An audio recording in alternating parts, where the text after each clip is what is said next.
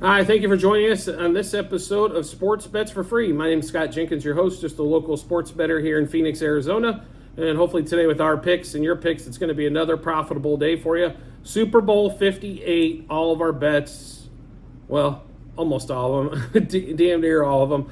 We're not going to, there might be a couple we add to this by the time we roll off on Super Bowl Sunday, as it's the Friday before, so a couple days early on this one. But let's get into the matchup. Should be an exciting one. My beloved Chiefs, 49ers.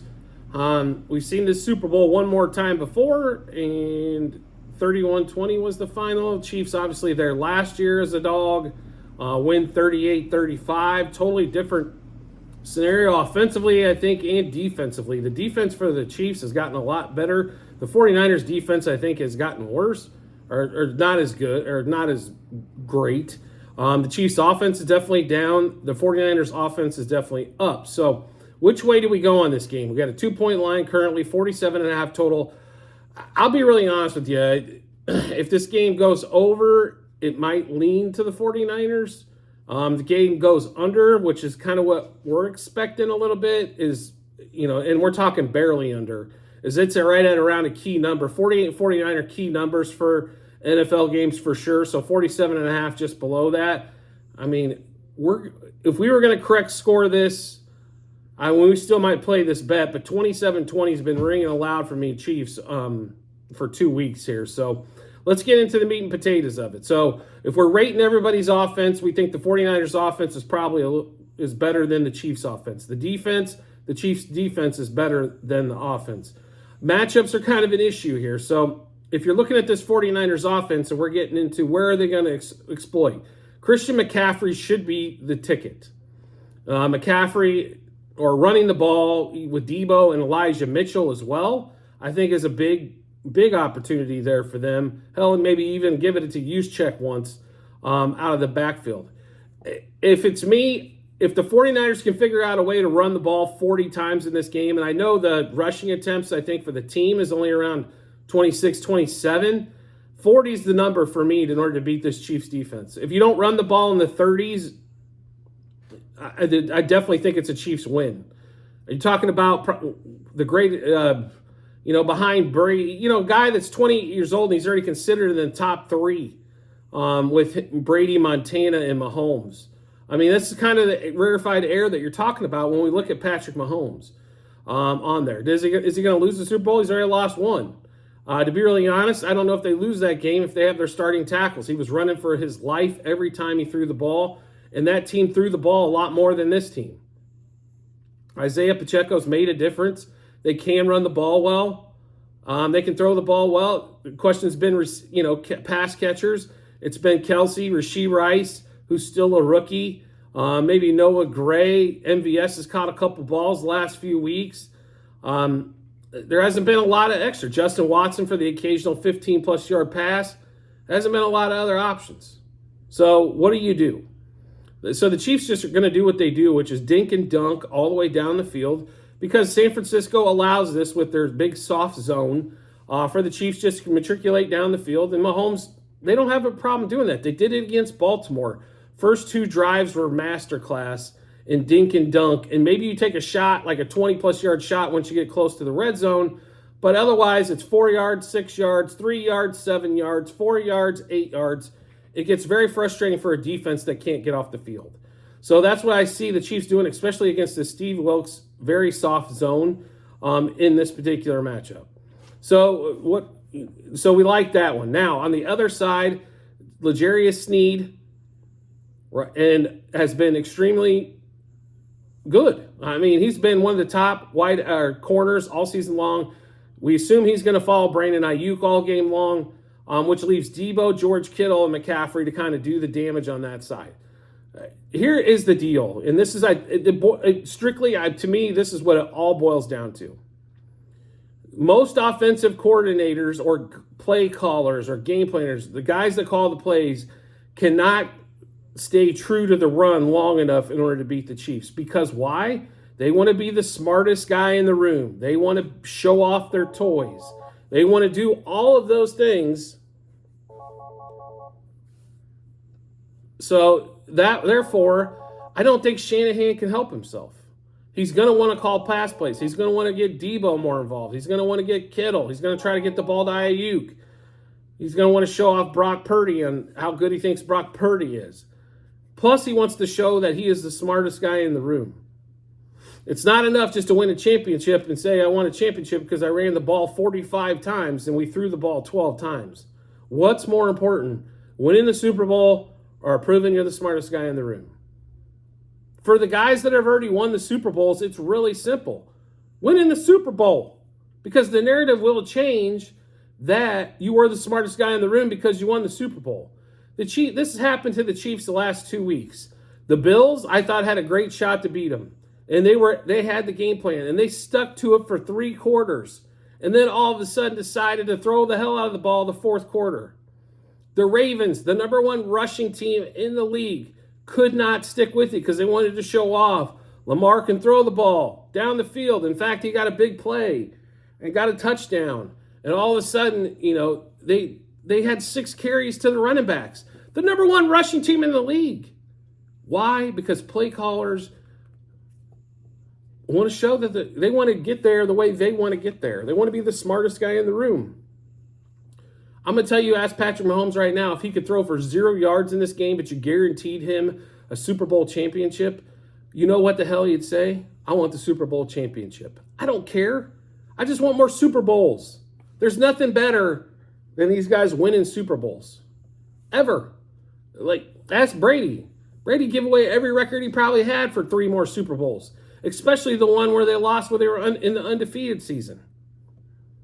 So I do not think that Shanahan can resist the temptation to show that he is the smartest guy out there.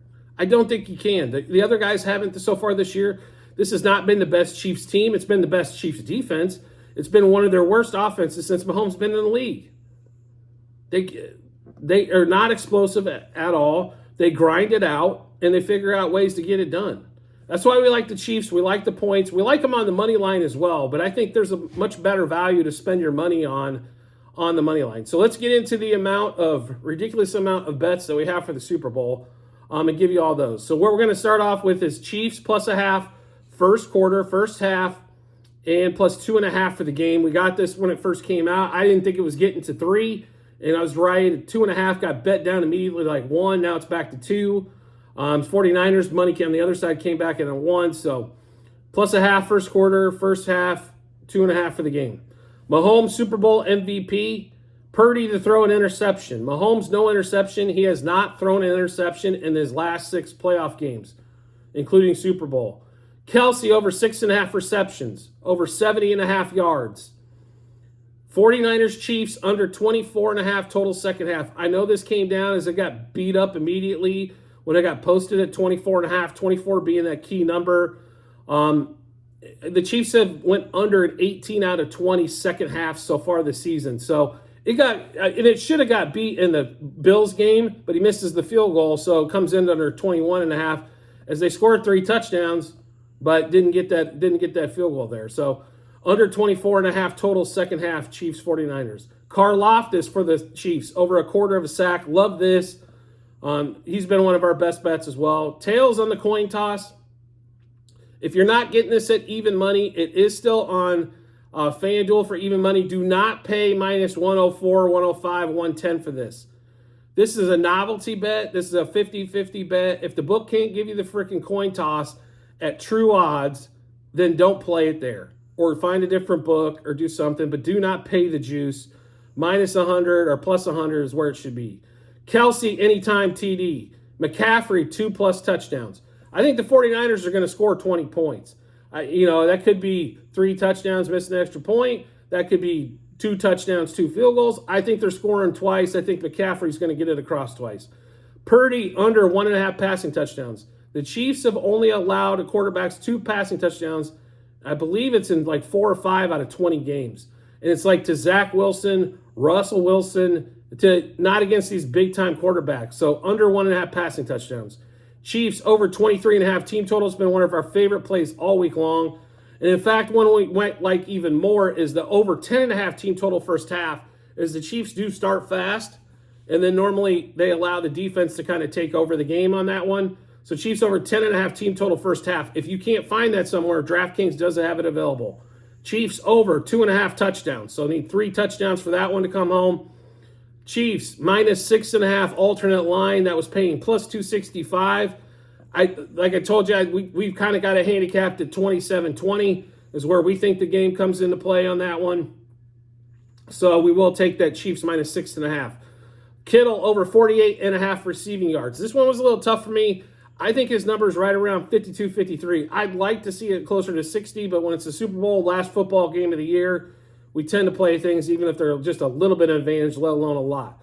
Mahomes over 259.5 passing yards. Brandon Ayuk under 4.5 receptions, under 63.5 receiving yards. Debo, which you've already seen for a prop of the day, over 4.5 receptions. Chiefs to record the first interceptions. I think Purdy's the only one that's going to have one. Kelsey, most receptions in the Super Bowl. That was plus 155 on DraftKings. Fred Warner, most tackles and assists in the Super Bowl. That was plus 190 on DraftKings. Rashee Rice to have more receiving yards than Brandon Ayuk.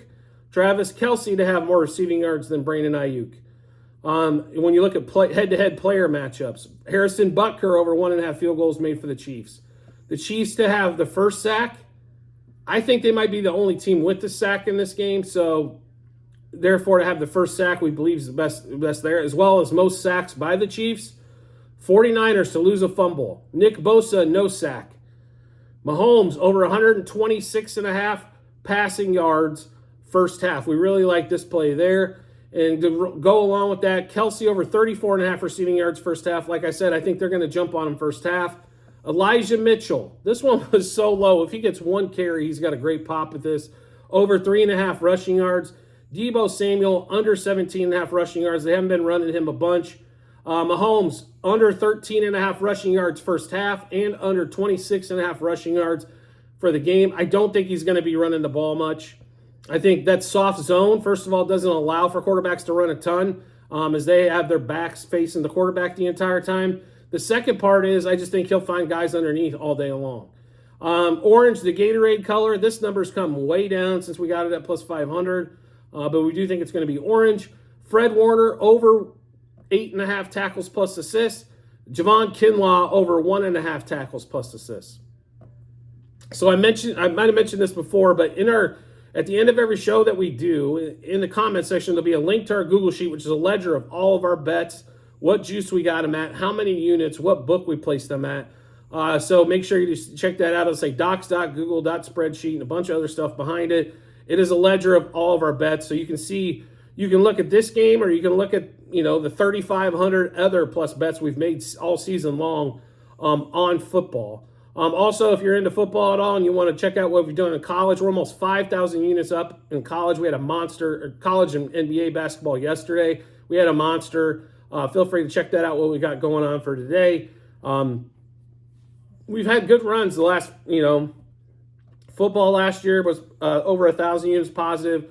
We're over 2,800 units up so far this year in football. Baseball was 7,500 units. Basketball's closing in on 5,000. We just offer ways to make money. Now, we do it in volume, so I understand not everybody's going to, A, have the capital to do it, or B, want to maybe have that many slips out, but this is the way we found to make money. It's kind of like a stock portfolio. There's days you win, there's days you lose. The key is just to be up at the end of the season, right? So have profitability there, stock that profitability away, and reinvest for a later day and more sports gambling, I guess, right? So we call it's more of sports educated decisions rather than gambling. You'll notice we don't have any parlays for the Super Bowl. We rarely bet those. I'm not going to give you, I'd rather win straight wagers and win 2 out of 3 straight wagers than I would lose on a 3-team parlay.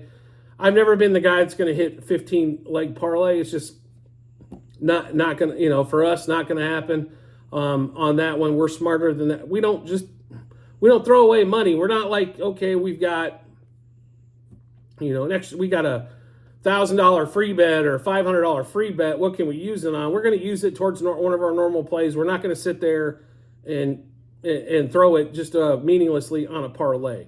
Now, baseball season, we do some round robin parlays with doubles and home runs. but not as much round robin available in football and basketball. So we continue to just play those ones that we can on that, but just kind of give you an idea what we're up to. So make sure you check out those Google Sheets, and also if you could subscribe and get notifications to our YouTube channel. Makes life really simple. Once you hit that subscribe button, turn notifications on, makes life extremely easy, as you'll be able to just get a notification when we drop a new episode of bets to your phone or device to let you know. Match them up with your bets and give you plenty of time to go to that betting app or betting window with a ton of confidence to make some money.